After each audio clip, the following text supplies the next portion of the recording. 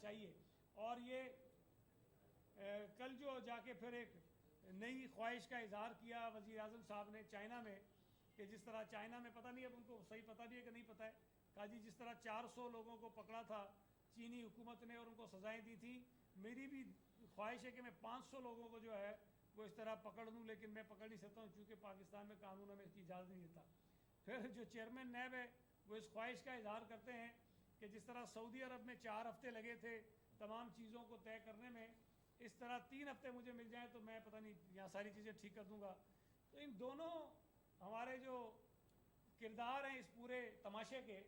وزیر اعظم پاکستان اور chairman NAB جو انتقامی کارروائیوں میں ملوث ہیں،